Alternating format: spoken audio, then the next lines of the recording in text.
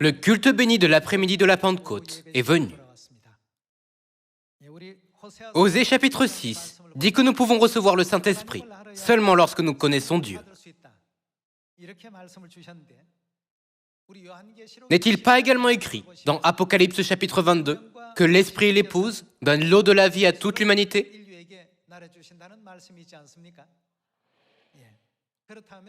Cela veut dire que lorsque nous comprenons Dieu le Père et Dieu la Mère, nous pouvons recevoir d'abondantes bénédictions du Saint-Esprit au temps du Saint-Esprit.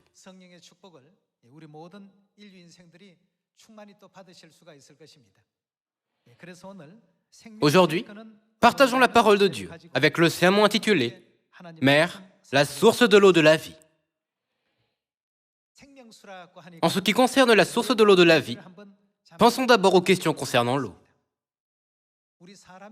Comme vous le savez, le corps humain n'est-il pas composé à 70% d'eau? Qu'arriverait-il si nous perdions 1 ou 2% d'eau de notre corps? Nous souffririons d'une soif extrême. Cependant, quelle serait la conséquence d'une perte de 12% d'eau de notre corps? Si cela arrivait, la conséquence en serait fatale. Par cela, nous pouvons facilement comprendre à quel point notre vie est indissociable de l'eau. De plus, ne pouvons-nous pas clairement comprendre l'effet de l'eau sur nous? En conclusion, l'eau est essentielle à notre vie. Il n'est pas exagéré de dire que l'eau est la vie elle-même. De même, qu'est-ce qui est essentiel à notre vie spirituelle? Cela s'applique également au monde spirituel. De la même manière, personne ne peut vivre sans l'eau de la vie dans le monde spirituel. N'avons-nous pas appris que ce monde physique est une image et une ombre du monde spirituel? Ce qui est sur la terre est une image et une ombre de ce qui est au ciel. Comme l'eau maintient notre vie dans le monde physique, le même principe s'applique au monde spirituel. Puisque notre corps est composé d'environ 70% d'eau, nous pouvons dire que nous ne sommes rien sans eau. En d'autres termes, notre corps est de l'eau. Bien que cela puisse sembler étrange de dire cela, puisque notre corps est composé de 70% d'eau, serait-ce vraiment exagéré de penser ainsi? Lorsque notre corps perd 1 ou 2% de son eau, nous avons soif. Lorsqu'il perdra 12% de son eau, notre vie sera en danger extrême. Alors, qui nous donnera cette eau de la vie, si vitale pour notre vie spirituelle? Aujourd'hui, nous devons également confirmer cette question. C'est pourquoi le titre du sermon d'aujourd'hui est « Mère, la source de l'eau de la vie ». Qui peut nous accorder cette eau de la vie spirituelle importante? Voyons la parole de Dieu en ouvrant Apocalypse chapitre 22. Apocalypse chapitre 22, verset 17. Et l'Esprit et l'Épouse disent « Viens ». Et que celui qui entend dise « Viens ». Et que celui qui a soif vienne. Que celui qui veut prenne, quoi? De l'eau de la vie, gratuitement. Il n'est pas exagéré de dire que l'enseignement le plus important a été écrit dans Apocalypse chapitre 22, verset 17. Seulement, qui peut nous donner l'eau de la vie? Il est clairement écrit que l'Esprit et l'Épouse donnent l'eau de la vie. Tous les gens du monde doivent venir à l'Esprit et à l'Épouse. Par conséquent, nous devons d'abord apprendre qui est l'Esprit et qui est l'Épouse. Ce n'est qu'alors que nous pourrons aller vers l'Esprit et l'Épouse, n'est-ce pas? Vu du concept de la Trinité, le Père, le Fils et le Saint-Esprit ne font qu'un. Pour comprendre qui est l'Esprit, ne devons-nous pas apprendre au sujet du Père et du Fils? Alors, qui est-ce que l'Esprit indique? Le Père, le Fils et le Saint-Esprit indiquent Dieu de l'image masculine, c'est-à-dire Dieu le Père. Il est écrit qu'il y a Dieu le Père. Et qui d'autre? Qui est l'épouse de notre Père? Des élèves d'école primaire et maternelle pourraient répondre à cette question. Si on leur demandait « Qui est l'épouse de ton père ?» ils diraient « Ma mère ». Ils connaîtraient immédiatement la réponse. L'esprit et l'épouse, c'est-à-dire Dieu le Père et Dieu la Mère, accordent quelque chose à l'humanité. Qu'est-ce qu'ils nous donnent? Ils disent « Venez et prenez de l'eau de la vie ». Parmi tant de substances qui existent sur Terre, pourquoi pensez-vous que Dieu veut conduire toute l'humanité au chemin de la vie en utilisant la substance de l'eau? C'est parce que le rôle et la fonction de l'eau sont si étroitement liés à l'existence de notre vie. Comme je l'ai mentionné précédemment, le corps humain est composé à 70% d'eau. Si nous perdons 1 ou 2% d'eau, nous aurons extrêmement soif. Si nous perdons 12% d'eau de notre corps, cela mettra notre vie en danger. De la même manière que l'eau affecte notre corps physiquement, l'eau de la vie nous affecte spirituellement. Lorsque nous avons soif spirituellement, qui est-ce que nous devons chercher? Nous devons chercher Dieu le Père et Dieu la Mère, qui sont l'Esprit et l'Épouse, et aller les rencontrer.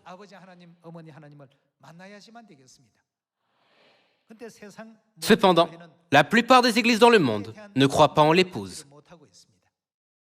Puisqu'elles ne croient pas en l'épouse, finalement, elles sont dans une situation dans laquelle elles ne peuvent pas recevoir l'eau de la vie spirituelle que Dieu accorde à toute l'humanité. Aujourd'hui, nous devons étudier les questions concernant l'épouse en allant à Apocalypse, chapitre 21. Voyons l'enseignement concernant cela dans Apocalypse, chapitre 21, verset 9. Puis un des 7 anges qui tenait les 7 coupes remplies des 7 derniers fléaux vint, et il m'adressait la parole en disant « Viens, je te montrerai l'épouse. » Qui est-elle? La femme de l'agneau. D'après Jean chapitre 1, verset 29, qui est-ce que l'agneau indique? C'est Jésus, qui est comparé à l'agneau dans la Bible. Il est écrit, « Je te montrerai l'épouse, la femme de l'agneau. » Apocalypse chapitre 22, verset 17 et Apocalypse chapitre 21, verset 9 témoignent du même message. L'agneau et l'épouse, l'esprit et l'épouse. Bien que cela soit exprimé de différentes manières, cela indique Dieu le Père. Et qui d'autre? Dieu la Mère. Je te montrerai l'épouse, la femme de l'agneau. Verset 10. Il me transporta en esprit sur une grande et haute montagne. Et il me montra, quoi? La ville sainte, Jérusalem, qui descendait du ciel, d'auprès de Dieu, ayant la gloire de Dieu. Qui est-ce que l'ange a promis de montrer à l'apôtre Jean? Il a promis à l'apôtre Jean qu'il lui montrerait l'épouse, la femme de l'agneau. Puis, il lui a montré la ville sainte, Jérusalem. Suivant la volonté de Dieu, l'ange a transmis cette révélation à l'apôtre Jean. Après avoir dit qu'il lui montrerait la femme de l'agneau, l'ange lui a en fait montré Jérusalem. Ne semble-t-il pas qu'il y a un message caché dans ce verset?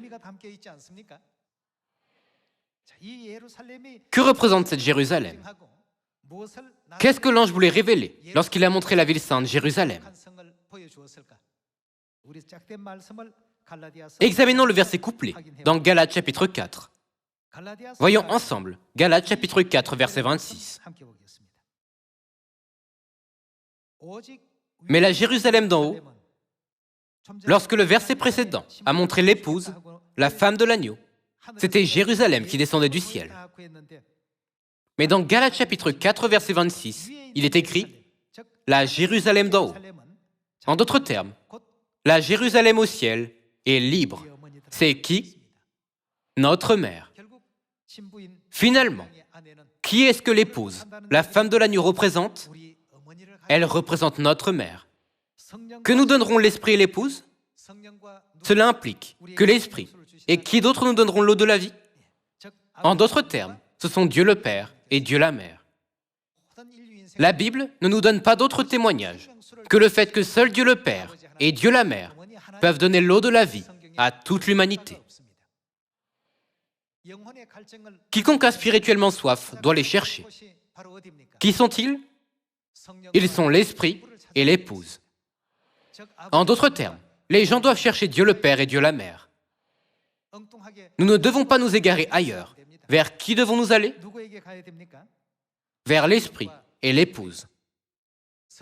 Nous devons vivre une vie de foi, conforme aux prophéties bibliques. Aujourd'hui, n'est-ce pas la fête bénie, où nous recevons le Saint-Esprit de la Pentecôte? Aujourd'hui, vous êtes venus pour célébrer cette fête, afin de recevoir le Saint-Esprit de Dieu le Père et de Dieu la Mère. N'est-ce pas la seule façon par laquelle nous pouvons recevoir la puissance du Saint-Esprit de leur part?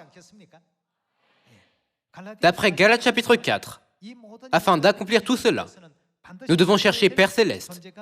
Et qui d'autre? Nous devons également chercher Mère Céleste.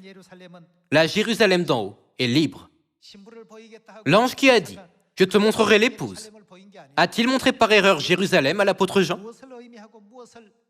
Qu'indique la Jérusalem? Qui est-ce que nous devons chercher?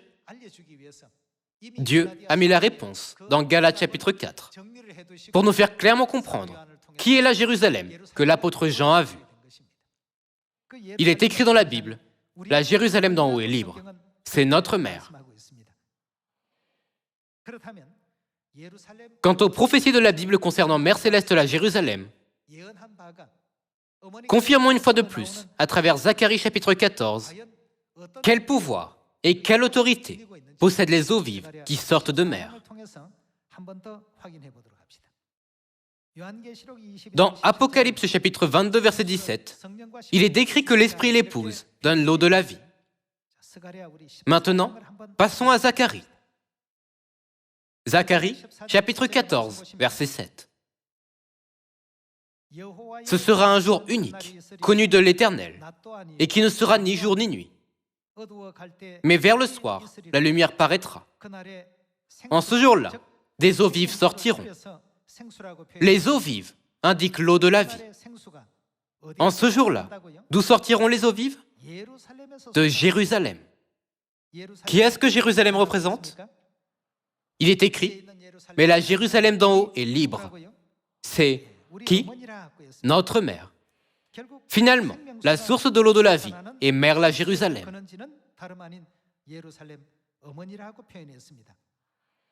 En ce jour-là, des eaux vives sortiront de Jérusalem et couleront moitié vers la mer orientale, moitié vers la mer occidentale. Il en sera ainsi, été et hiver.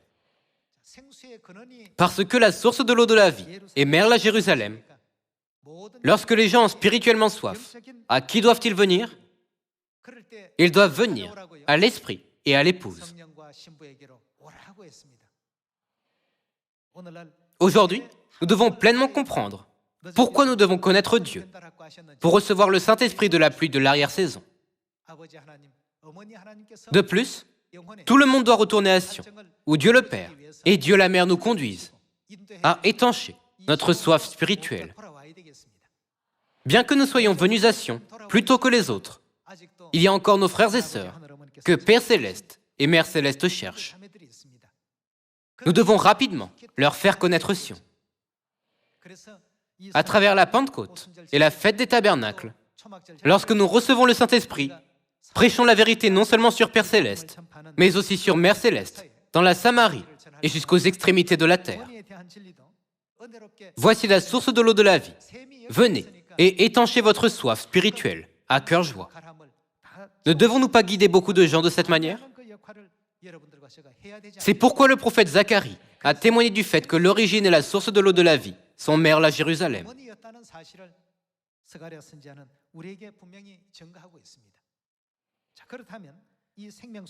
Maintenant, voyons Ézéchiel chapitre 47 pour confirmer à quel point l'eau de la vie est puissante dans ce monde.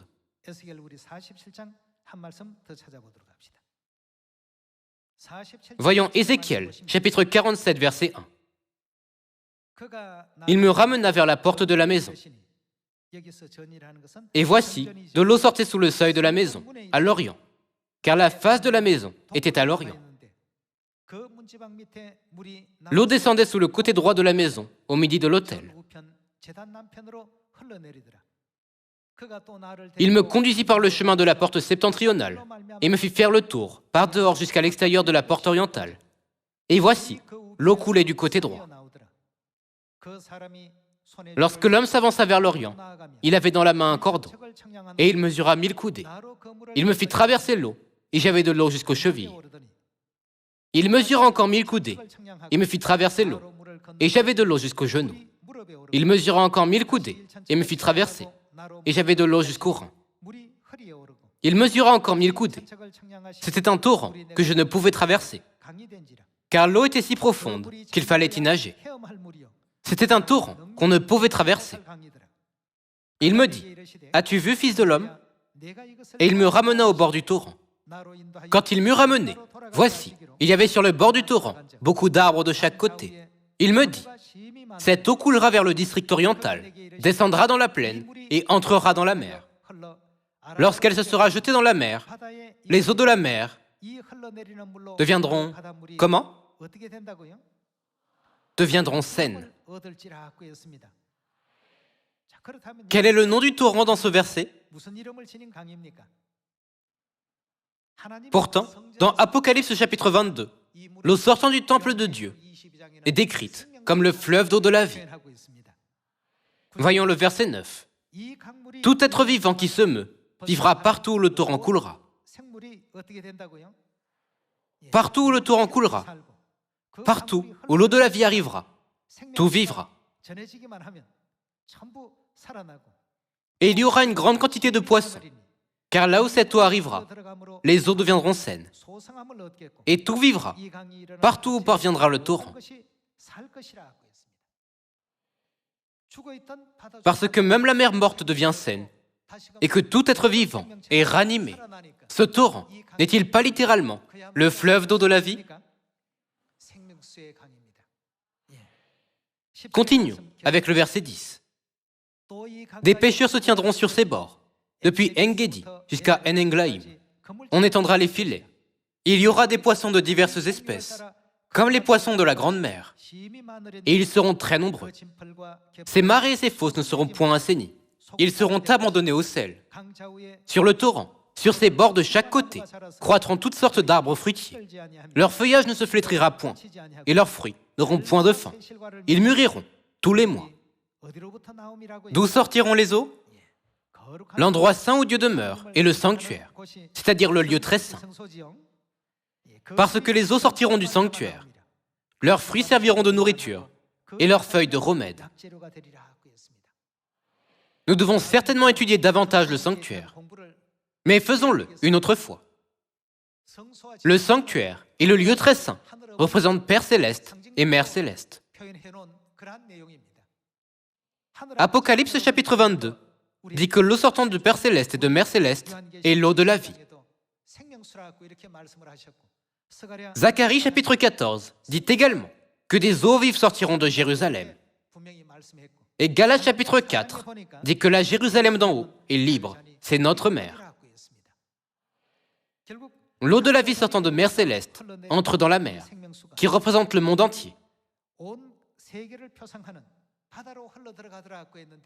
D'après Apocalypse chapitre 17, la mer représente la société humaine. À mesure que la vérité de Dieu se répand et que les paroles de Père Céleste et de Mère Céleste sont transmises au monde entier, même des âmes mourantes sont ranimées. Où ce miracle se produit-il ? Partout où l'eau de la vie arrive. Partout où l'eau de la vie coule, tout est ranimé. Mais l'endroit qu'elle n'atteint pas reste mort.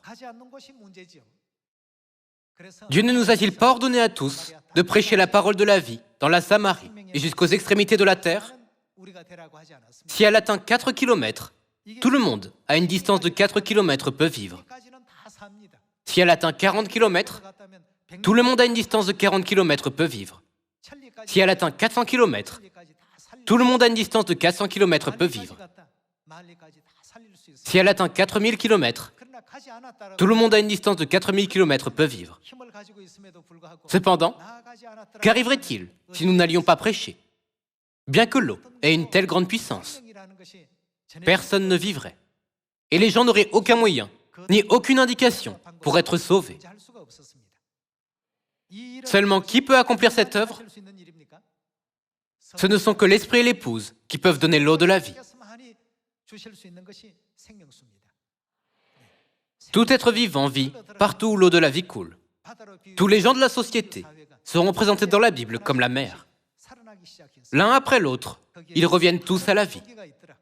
Il y aura une grande quantité de poissons.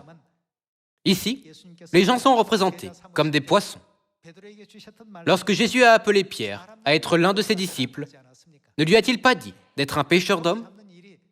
Pour un pêcheur, la pêche est son gagne-pain. La Bible dit que tous les poissons de la mer vivront à mesure que l'eau de la vie y coule. Maintenant, beaucoup de gens ont commencé à être ranimés. Qu'arrivera-t-il si nous hésitons à prêcher Père Céleste et à manifester la gloire de Mère Céleste en sachant qu'ils ont une telle grande puissance? Les gens n'auront aucune occasion d'entendre la bonne nouvelle et finiront par ne pas ressusciter. Donc, qu'est-ce que Dieu nous a ordonné? Il a ordonné à nous tous, enfants de Sion, de leur dire ces paroles, qu'ils écoutent ou non. Bien sûr, il y a des gens, comme les marées et les fosses. La Bible dit que les marées et les fosses ne seront point enseignées. Il peut y avoir des gens qui ne peuvent pas comprendre la parole de la vérité, peu importe le nombre de fois que nous la leur enseignons. Cependant, qu'arrivera-t-il à la plupart des gens lorsque l'eau de la vie les atteindra? Tous les enfants célestes sont prophétisés ranimés et revenant dans les bras de père et mère. C'est une prophétie qui doit être accomplie sans faute. Ne devons-nous pas y croire et la mettre en pratique? Voyons Apocalypse, chapitre 22, verset 1. Et il me montra un fleuve d'eau de la vie, limpide comme du cristal, qui sortait du trône de Dieu et de l'agneau. Au milieu de la place de la ville et sur les deux bords du fleuve, il y avait un arbre de vie produisant 12 fois des fruits, rendant son fruit chaque mois. Où dans la Bible pouvons-nous trouver l'expression « produisant 12 fois des fruits » ? Ne pouvons-nous pas la trouver dans Ézéchiel chapitre 47 ? Et dont les feuilles servaient à la guérison des nations. Ézéchiel chapitre 47 dit « Leurs fruits serviront de nourriture et leurs feuilles de remède. » Et ici, il est écrit que les feuilles de l'arbre servaient à la guérison des nations. Verset 3 « Il n'y aura plus d'anathème. Le trône de Dieu et de l'agneau sera dans la ville. Ses serviteurs le serviront et verront sa face, et son nom sera sur leur front. Il n'y aura plus de nuit, et ils n'auront besoin ni de lampe, ni de lumière. Parce que le Seigneur Dieu les éclairera, et ils régneront au siècle des siècles. Ils régneront au siècle des siècles. » Verset 6. « Et il me dit, ces paroles sont certaines et véritables. » Cela veut dire que ces paroles ne peuvent jamais être fausses. Et le Seigneur, le Dieu des esprits des prophètes, a envoyé son ange pour montrer à ses serviteurs les choses qui doivent arriver bientôt. La Bible dit qu'ils régneront au siècle des siècles. Ici, qui est-ce qu'il indique? Chapitre 22, verset 1. Et il me montra un fleuve d'eau de la vie, limpide comme du cristal, qui sortait du trône de Dieu et de l'agneau, au milieu de la place de la ville et sur les deux bords du fleuve. Il y avait un arbre de vie, produisant 12 fois des fruits, rendant son fruit chaque mois. Nous pouvons voir la même scène dans Ézéchiel chapitre 47, et dont les feuilles servaient à la guérison des nations. Il n'y aura plus d'anathème. Le trône de Dieu et de l'agneau sera dans la ville. Les gens qui sont sous cette grâce de Dieu, ceux qui reçoivent l'eau de la vie, de l'esprit et de l'épouse, comme décrit dans Apocalypse, chapitre 22, verset 17, sont ceux qui régneront dans le ciel, au siècle des siècles. Dieu a montré à l'apôtre Jean une vision de ces gens. Alors, qui est-ce que nous devons chercher, en plus de Père Céleste? Nous devons trouver Mère Céleste et avoir une foi correcte en Mère, afin de pouvoir tous entrer dans le royaume éternel des cieux. Ézéchiel chapitre 47 dit que l'eau de la vie sort du temple. Et Apocalypse chapitre 22 dit que l'eau de la vie sort du trône de Dieu. Ici, nous pouvons voir l'eau de la vie sortir du trône de Dieu. Mais dans Ézéchiel, elle sort du temple. D'après Apocalypse chapitre 22, verset 17, l'Esprit et l'épouse nous donnent l'eau de la vie. Et Zacharie chapitre 14 dit que des eaux vives sortent de Jérusalem. Toutes ces descriptions signifient la même chose, bien qu'elles soient exprimées légèrement différemment. Confirmons qu'elles signifient toutes la même chose à travers Jérémie chapitre 3, verset 17.